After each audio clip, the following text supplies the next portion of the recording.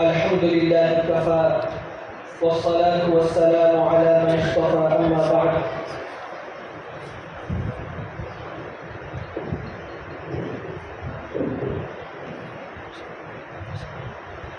أعوذ بالله من الشيطان الرجيم. بسم الله الرحمن الرحيم. إن الله عز وجل قال في كتابه العزيز وفي ذلك فليتنافس المتنافسون. صدق الله العظيم. محترم استاذ الاساتذہ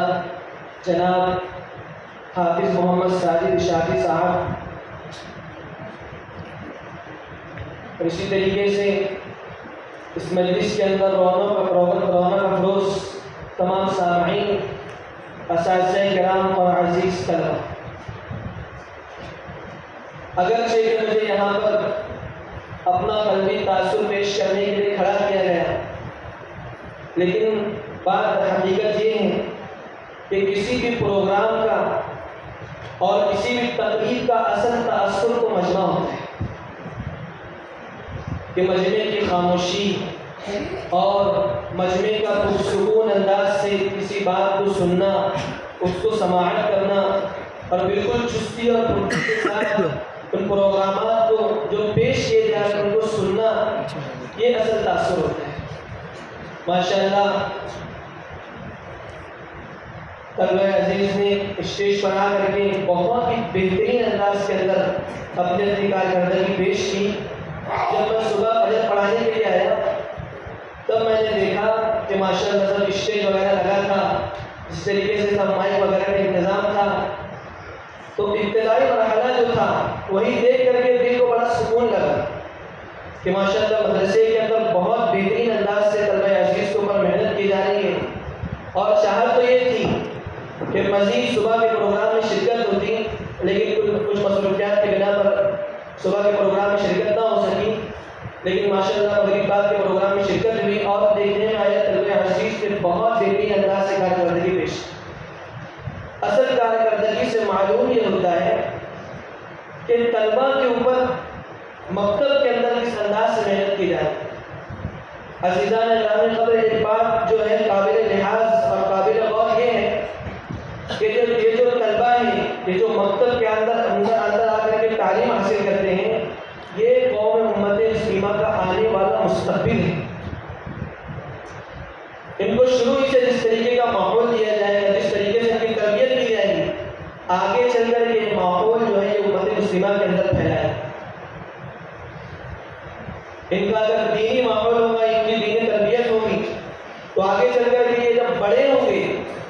اور جب معاشرے کو سنبھالنے کی ذمہ داری ان کے اوپر آئے گی،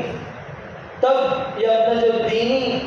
اور کہنا چاہیے کہ ان کی جو دینی تربیت ہوئی ہے، مزاج جو ہے امت کے اندر منتقل ہے. ماشاءاللہ مکتب کے اندر میں شروع ہی سے ماشاءاللہ دعوت الحق سے واقف بھی ہوں، اور کہنا چاہیے کہ حافظ ساجد صاحب سے قلبی تعلق بھی ہے. اس کی بنیاد پر یہ بات کہہ رہا ہوں کہ ماشاءاللہ حافظ ساجد صاحب کئی سالوں سے تقریباً دعوت الحق کا جو یہ 18واں جلسہ ہے، اس سے پہلے سے حافظ ساجد صاحب ماشاءاللہ مدرسے کو لے کر کے، مکتب کو لے کر کے ماشاءاللہ محنت کریں، اور اس کا ثمرہ اور اس کا نتیجہ سارے شہر کے سامنے، اور کہنا چاہیے کہ بیرون شہر کے لوگ اس سے واقف ماشاءاللہ مکتب کے اندر اس انداز سے محنت کی جا رہی ہے. تو مجھے اپنا ایک واقعہ یاد آ گیا کہ اگر بچپن ہی سے طلبہ کے اوپر اگر محنت نہ کی جائے اور طلبہ کو مکتب کا نظام نہ دیا جائے، تو آگے چل کر کے بندے کی کیفیت کیا ہوتی ہے. اس کیفیت کا اندازہ مجھے اس وقت ہوا تھا جب میں نے پہلی مرتبہ نشو گلاب مسجد کے اندر تراویح پڑھایا تھا، اور اتفاق سے دلی کی وہاں پر جماعت آئی ہوئی تھی، اور ماشاءاللہ اس کے اندر جو امیر صاحب تھے دعوت کے کام سے بڑے متحرک تھے. مطلب کہ ان کو گشت سے فرصت ہی نہیں ہوتی تھی، جب موقع ملا گشت کرنے کے لیے نکل جاتے تھے.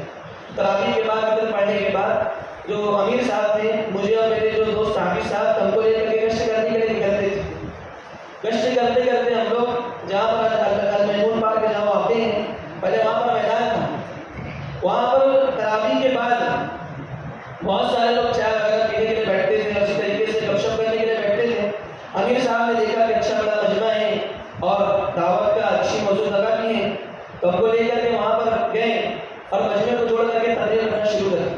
مجمع جو تھا دھیرے دھیرے چھٹنے لگا. آخر میں امیر صاحب نے